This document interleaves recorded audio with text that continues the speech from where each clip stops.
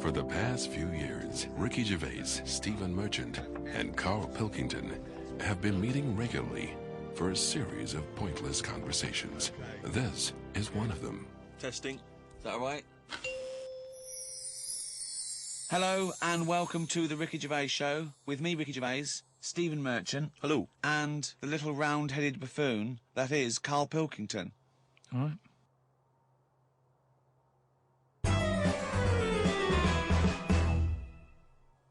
Now, you probably know me from such works as The Office and Extras, Stephen being my co-writer and co-director on those things. For those people who are not so aware of Karl Pilkington, he was our producer, sort of given to us when we first started on XFM. And you're thinking, well, why are we doing a podcast? It's because I like to be in a room with Karl Pilkington. You know, like some people go and help sort of chimps. Do they? Yeah. Well, they go to the jungles and things. And help out little sort of endangered Diane species. Fossey or whatever. Exactly. You're very much the Diane Fossey of the Manchester scene. Of the little bald mank world. And Karl Pilkington is an ongoing experiment for me, because I've seen him blossom from an idiot into an imbecile. And I want to see it through. Look at the way he's looking at us. Look at that. He's got a perfectly round head. And that's why I'm doing this podcast. Karl, what do you think about all this? It's just, I mean, we are living in that sort of era now, aren't we? That you need to be able to listen to stuff on demand when you want it and stuff. I know you're not a fan of the iPod in general, are you? Or any of the MP3 things? You're concerned? I'm warming to it, but This is what's amazing about Karl. Even though he's talking about things like MP3 players, computers, iPods, he sounds like he was found in a glacier and thawed out. Do you know what I mean? And sort of taught to speak. We're a couple of high school guys who found him, and we're trying to ingratiate him in the gang, trying to pass him off as someone from the modern day. No. But my thing with iPods is, now, do we need them? Do you know what I mean? We're living in that era now where we have invented most of the stuff that we need, and now we're just messing about. They said that in 1900. Someone actually said everything that's to be invented has already been invented. They said that in 1900. And how wrong were they? No, but what came out? At what point? What was invented in that year where they went, right, that's it now? The 20th century. Think what happened in the 20th century. Go on. Well, planes. Yeah, but is that a good thing? Planes and that. Do you need a plane, really? Wouldn't it have been better if we all stuck where we should be instead of travelling about? War. Well, look, war's happening, isn't it? Because everyone's saying, well, now we can fly, we'll go over there. So there were no wars prior to the invention of the aeroplane? Not like there is today. Right. But what I'm saying is, the world's got smaller, on it. Everyone's saying that, right? Yeah. You know, the way I was saying to you the other day, you know, we now go to places where we shouldn't go. People go on holiday to places where you've got to have an injection before you go there. Yeah. Forget it then. That's a warning. Don't go there. I'm with you on that. I don't want to enter a country where I have to have an injection to stop me from dying while I'm in that country. Right, I totally agree with you on that. So what happened is, they invented the plane, and it's like, oh, let's go on holiday, and then they go, oh, die now. Oh, well, you've got to invent something. Let's invent an injection. And then it's like, right, well, what else do we need to go to that place? There's a lot of faffing. So what I'm saying is... Is that a place? A lot of faffing? What I'm saying is, you know, Steve's travelled more than I have. You've been to, like, dangerous places. I've been to places where you need injections, yeah. Yeah, but why? Because it's fascinating, isn't it? You know, don't you not believe in that idea of travel broadens the mind? You know, it makes you experience other ways of life, other ways of thinking. It just enriches you as a human being. That's the whole reason people go travelling. Well, since the invention of the telly, you don't have to go that far to see it. You're absolutely right. So there you go, then. The telly was the 20th century, wasn't it? Yeah, it's pretty good. So where would you stop then? You'd stop making stuff now? Stop inventing stuff right now?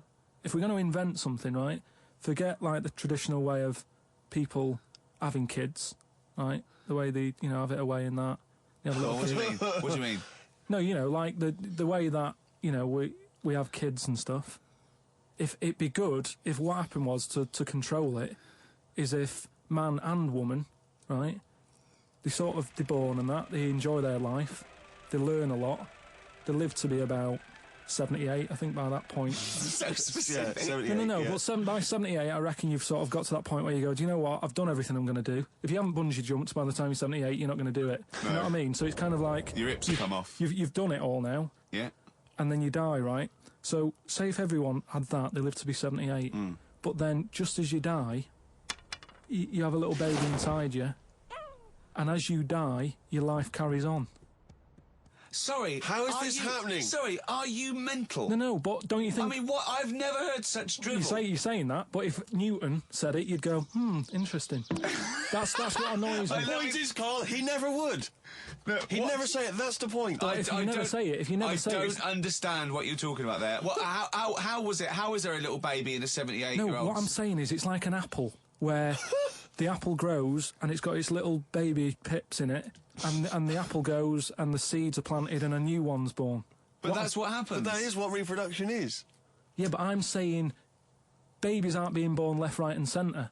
It's controlled, so that as someone dies, someone's born. But Karl, stop. Whose responsibility is Look, this? if you don't want to do it, we won't do it. But I'm is it just supposed to be nature? Has nature got to develop humans so that we act that way? We live that way? Or is this a scientific experiment?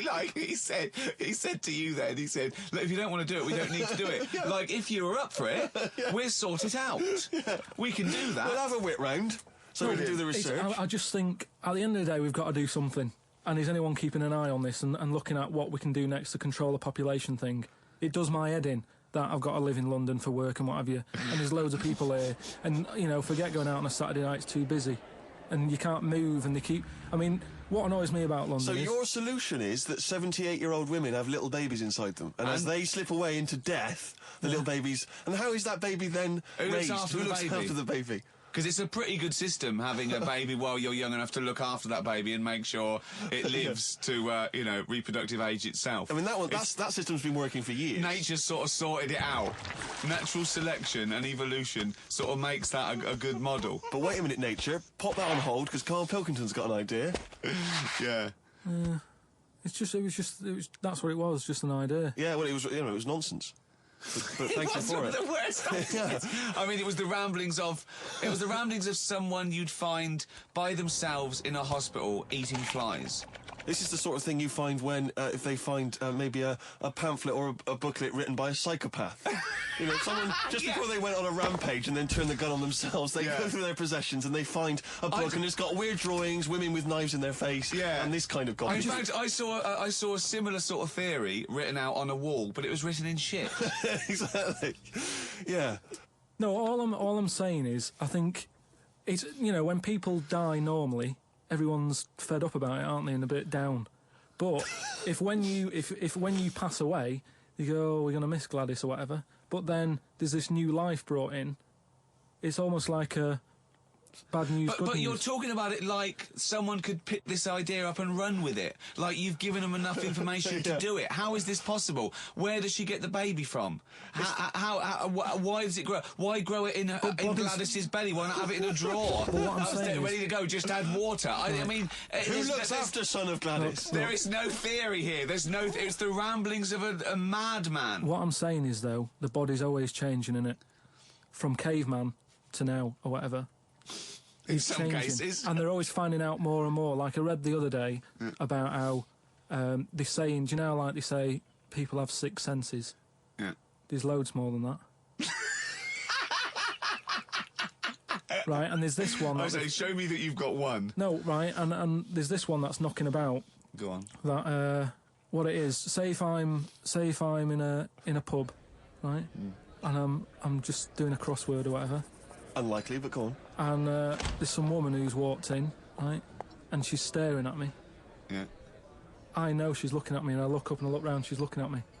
Right. And they're saying that's a new sense that they found out from, like, you know, doing tests and what have you. Yeah, it's rubbish. And they're saying that's been around since like man and dinosaur was knocking about. They've stopped. No, they've explained I think it's safe to assume that, you know, that with your perfectly round head, people are always stopping and looking. No, but they explained you just know that there's probably going to be someone there if you look right. They said it's from the time when, like, caveman was, like, wandering about, and he'd go, hang on a minute, and he'd look round, there's a dinosaur there or whatever, and he'd leg it. This is nonsense. Not... I hate it when people use the term when caveman was wandering round. Caveman and dinosaurs. Oh, they used to live together. Yeah. Oh, that's the same era.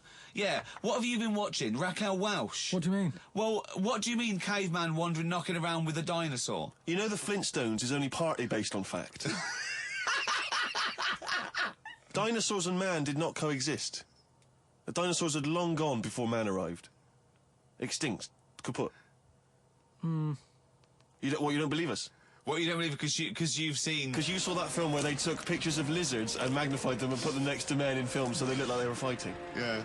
No, but why couldn't that have happened? What is the film with Raquel Welch? A Million Years BC. A Million Years BC or something. A Million Years BC. Brilliant. Yeah. Yeah. No, but... She had a sort of woolly mammoth bikini. Fact. But why wasn't the dinosaurs back then just like how we have dogs now, in a way? He's watching the Flintstones. He's thinking of the Flintstones. Yeah. That's what he's thinking. When he puts out the saber-toothed tiger. Yeah, and then Dido and he mixes his concrete in a pelican. Yeah. I just think that there must have been a crossover point. Why? Why did you say that? Why do you think there must have been a crossover point? Because if nothing was knocking about at any point, how did anything carry on? I know. Exactly. Why didn't Hitler meet Nero? It's weird, isn't it? There must have been a crossover. They must have met somewhere. They must have met at a party somewhere. They mixed in similar circles. Yeah. They must have bumped into... I can't believe it. Forget it. Oh. Well, now time for one of our regular features. Monkey News. Do the jingle. Oh, chimpanzee that monkey news. What we're doing here is just giving you a bit of monkey news that's gone on, right? Where a monkey's been involved in it. Good little story in that. Yeah. Are you familiar with the one that went into space? The first sort of thing they ever sent up there before man did it and all that. You see, this is what annoys me with it really. Armstrong gets all the glory, but do you know who went up there before him? A monkey. Yeah. And what happened is they taught it what buttons to hit at the time that it needed to hit them, and the way they did this was like give it bananas. It was like hit the red button, and it hit the red button, they'd give it a banana. Right. And they go, right, reverse is the green one, hit the green one, and then they do that and go, there's a banana. And then they go, right, hit reverse, and it go and get a banana. Right. Hit the red, so it was taking commands on like headphones. Right, but how were they giving it the banana? Is that how you learned to do radio? How were they giving it the banana? What do you mean?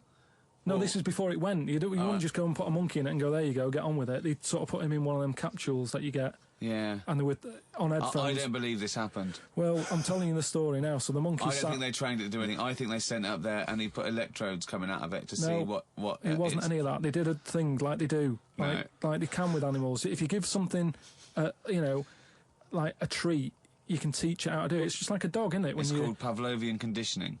However, that was to see if it would salivate or go over to a particular corner, not if it could control a spacecraft. Next one up. It's the next one up. As far as the monkey's not sat there going, oh, I'm a bit under pressure here, it's a rocket. All that's knowing is, I'm getting a banana if I hit that button. That's all the monkey's thinking about. Right? They wouldn't put billions of space dollars. How can they be sure that it's going to press the button at the right moment? Because it's got headphones on. It's not like willy-nilly. It's not just like pop it in there. Willy-nilly, who's that? What's to stop it from just hitting it any old time? Because it's a monkey and it's not a human. Because he's trained now. But anyway, he's trained. He's fully trained, yeah, go on. So what happened is, anyway... Oh, this is absolute rubbish. They pop the monkey in there. Yeah. He's got his headphones on. They go in, right, hit the green one. And I think there's something there that a little banana comes out to keep the same... No, you're making this up. I'm not, it's the same... There's no way that they made a spacecraft that had a banana dispenser. Right, There's no way in this world that they made a spacecraft that could go into outer space, right? Manned by a monkey with a banana dispenser. So you're saying that it's easy to send something up to space, but you don't believe there's a little banana machine? Right, okay, so it comes to the launch day, monkeys sat in there, everyone's ready, bananas are stocked up and all the rest of it. They go, right, hit the green button. Right, and the rocket goes off and what have you. No, they would not make the monkey launch the rocket. Karl, you are living in a cartoon world. So the rocket goes off, right? This is absolute bollocks. It's all going well. I mean, I don't know what you're going to... It's not going well. There's no way a monkey launched a rocket. There is no way a monkey launched a rocket, so you idiot. It's all going on, so they're going, hit the left button, and it goes a little bit left. Button! Right, so well-known spacecraft command. This is Houston, hit the left button. Oh, brilliant. This is what happened in Apollo 13. Hit the left button. So it goes left. Yeah, it goes left. So it goes left, and it's going away. It goes left! Yeah. No, the moon. So You're going right. It goes for the moon. Everything's going well. Right. They get up there. It does whatever it does. It reverse. It comes back. Right. So then honestly, you are brain dead. So you are one of the most stupid people. That I would rather have the monkey drive me home than you. So the thing is, so it lands back. It does a good job and everything. It gets out. And this is bananas. This is where it turns a bit sad, because after it done that mission, right? Because it happened and it was all safe and everything, the next one would have been to send man. Right. So the monkey enjoyed it, and it was like, well, I want to do it again, right? But they were like... So how did they know that? How did they know he wanted to do it? Just the way it looked and what have you. It was like... Fuck off! Just the way it looked! You are a maniac. So the thing is, though, right, so after it had done that, it was on such a high, right? Yeah. It could never get that high again. There was nothing that it could do. Went on tour, did it? It sort of ended up killing itself. Because it could never get that buzz that it got. Right, that was absolute bollocks. None of that is true, except they sent a monkey into space, and I'll check that. Absolute drivel. So in your mind, it committed suicide. It went on a crazy bender of drinking drugs and women. And like then, it does happen. You hear about it. It was found in a motel room.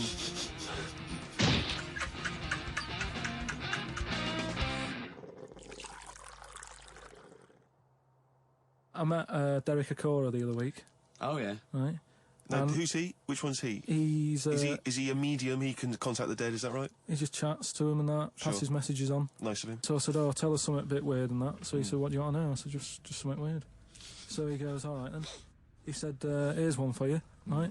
And he said, "There's this pub out in the country, and he said there's this mug. Do you know those old mugs that they have, where they used to like leave their own cup knocking Like a about, didn't tankard. they? Oh yeah. The tankard thing. Yeah. So there was one of them mugs in there, right? And everybody... Tankard, let's use a tankard if we've established a tankard, yeah. Because you're the only mug in this story. Right. You believe in it all. High five. Great. So this tankard's knocking about, right? And everyone who's running the pub keeps going, "Oh, I wish they'd stop leaving this tankard about," right? And they pick it up. It must be a pain. Having a tiny, small tankard in a pub. That must be a real grind. So every they sort of picked it up and went, "We'll have to wash that," and they popped it on a different sideboard. You know, that person who's touched it died, right? Sure. So They must have been getting through bar staff. So they kept getting a new staff and that. And they were like, "Oh, what's the connection here?" Right? What's the connection here? Oh, God. So they get a vicar in. Of course they do. And they go, "Look, there's a lot of weird stuff going on here. This tankard, every time someone touches it, they die." So he said, "Leave it with me." He gets his special water out and what have you. He comes round, does a little prayer, sprinkles it. He goes, "Right, not a problem, don't worry about it." He picks it up, chucks it in the bin. Guess what? What? Dies in a crash on the way home. Because he picked it up. Well, but Karl, you're telling me this like it's fact, and I'm meant to go, "That's amazing." Derek Acora, he told me. Karl, I have no opinion of that story, other than I'm pretty sure there was absolutely no connection between touching the tankard and him dying. That's all I'm sure of. It's not just him, though, is it? I'm not going to even contest the chain of events. All I'm saying is there is no connection. There is no connection possible, because I believe in logic and the laws of the universe. Yeah, but what I mean, you never pick up a vibe of... Like, I've got a mate, right, who he's living in this big stately home. He's living in there now. He pays £100 a month. There's about 80 rooms. Gee. And it's this big stately house and what have you. And I went down there. He said, "Oh, come down and have a look," right? And from outside, you go, "Oh, this is brilliant. It's like something out of, you know, like The Man of Born or something." You go, this is impressive. But then when you get in, it's like, it's a wreck. And we go in, and all the floors are like a wreck and rotten and stuff. And I looked at the wall, and there was like a little piece of paper stuck on the wall, right? And I said, "What's this here?" So I wandered over, right? Got right up close to it, and somebody had roted. Somebody had roted. Oh, Somebody had roted. Right, go on. So Sorry. there's a little sign there, right? And I go up to it, and it says flies, right, with an arrow. Flies, like flies this way, Yeah. right? I think that's a bit weird. So I follow the arrow, right, which goes to this corner where there's a shelf, about 3,000 dead flies on it, Oh my God. condom stuck on the top. That's weird, isn't it? That is weird. That is weird, right? So I'm looking at that, and there's loads of stuff on the floor and that, bits of paper. Picked up this bit of paper, right? And it had, like, in biro and that, it looked really old, like it'd been there years. And it had something like, need nappies, dummy, right? Blankets, blah, blah, all this, like, all stuff for, like... And I turned it over, right? And it said, none of this now needed, baby dead.